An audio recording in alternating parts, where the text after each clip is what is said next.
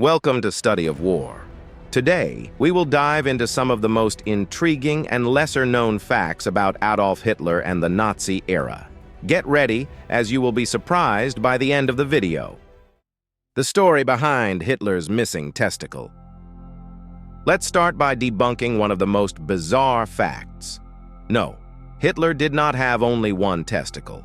Even if he did, we wouldn't have found out due to the impact this information could have had on the Fuhrer's image.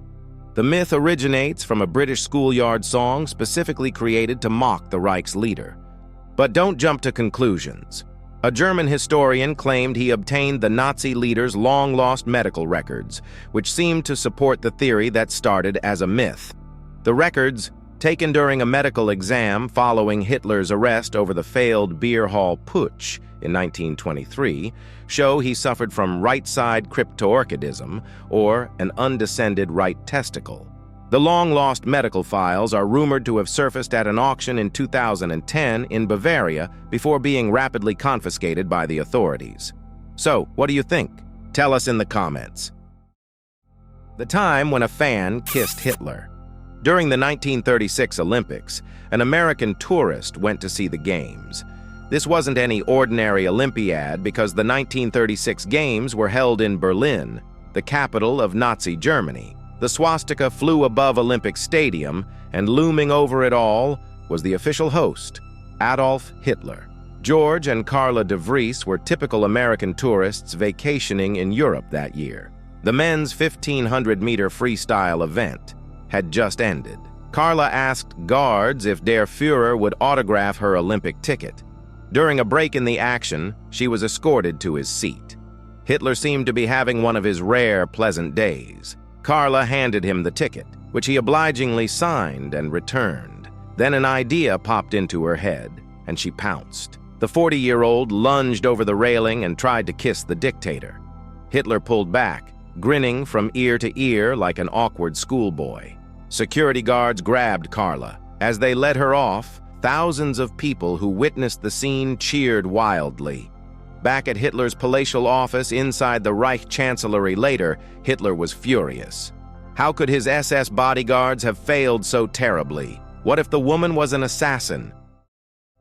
Nobel Peace Prize and Man of the Year nominations.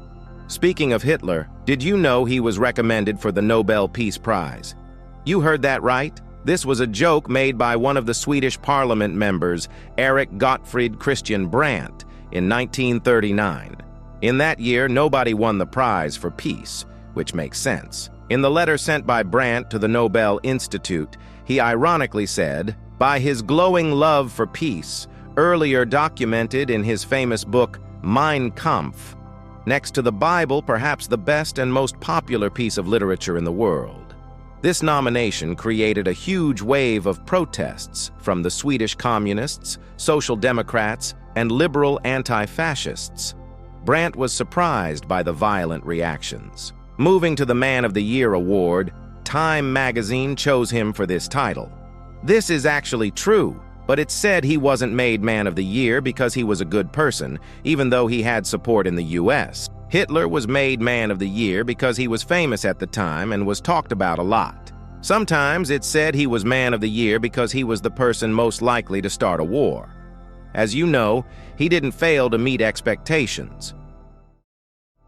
The weird relation between Hitler and Henry Ford. Henry Ford transformed American manufacturing by making automobiles accessible to the masses. He also laid the groundwork for the middle class through the introduction of livable factory wages. Ford admired Hitler's efficiency in setting up a state where the trains ran on time. Hitler admired Ford's industrial skill. We could say that Ford was Hitler's favorite American. He kept a picture of Ford in his office, and Ford kept a framed photo of Hitler on his desk. If you ask me, this sounds like love. However, Ford may not have been aware of how far Hitler's anti-Semitism was willing to go.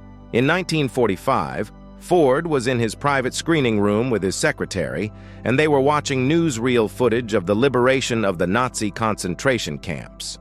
While watching the film, Ford suffered a massive stroke from which he never recovered. The requirements to join the SS. Before I tell you the requirements to join the elite SS, I should tell you that this was mostly a volunteer kind of thing, and it was incredibly hard to join. In the early days of the SS, you would have to meet specific criteria of the perfect German Aryan race, defined by Adolf Hitler. First of all, you should have measured at least 174 centimeters in height, or 5 feet 8.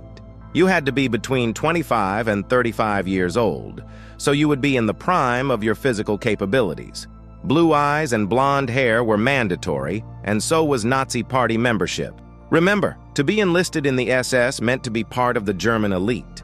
You shouldn't have had more than 4 dental fillings or any Jewish heritage traced back to 1800. You also had to see perfectly, meaning you had to score 20 out of 20 on an eye vision test. After meeting all these criteria, you had to go in front of the Fuhrer and pronounce your oath of loyalty to Adolf Hitler. We swear allegiance to you, Adolf Hitler, until death. After 1940, the requirements became less strict, which allowed more people to join. This was because the Nazi leadership understood they needed all the men available who were ready to abandon their values. Comment down below if you met the requirements to join the SS. Initial worldwide support for Hitler. Before World War II, many countries were anti-Semitic, so Hitler was not seen as such a bad person. Remember, he even hosted the Olympics in Germany. In America, many people supported Hitler. He was literally a celebrity. After the invasion of Poland, most of that American support disappeared overnight.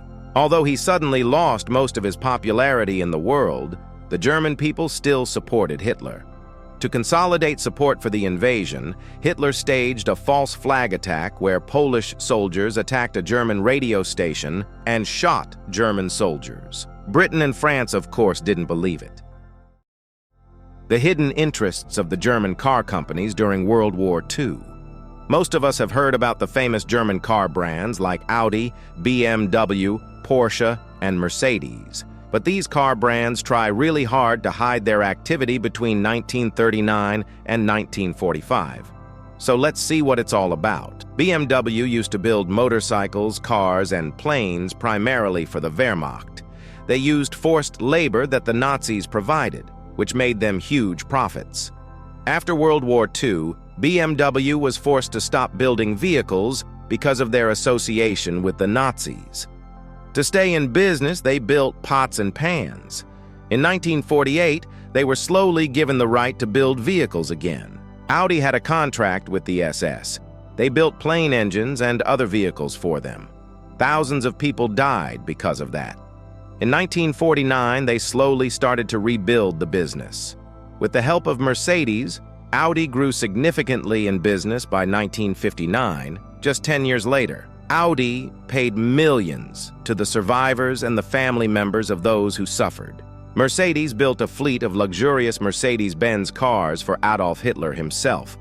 They also built troop transport trucks and vehicle engines for the Nazis. In 1945, the remaining factories were in West Germany on the American side.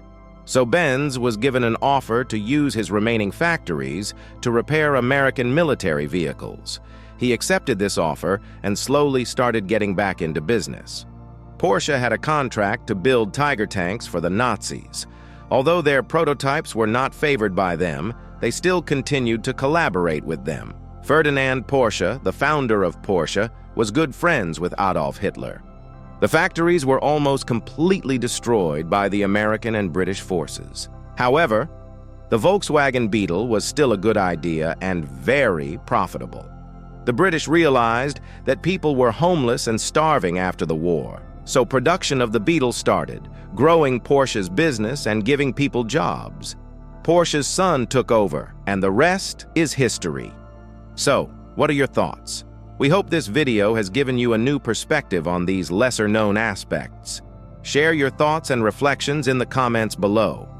Thank you for joining us on this historical journey, and don't forget to like and subscribe for more deep dives into history's most intriguing chapters.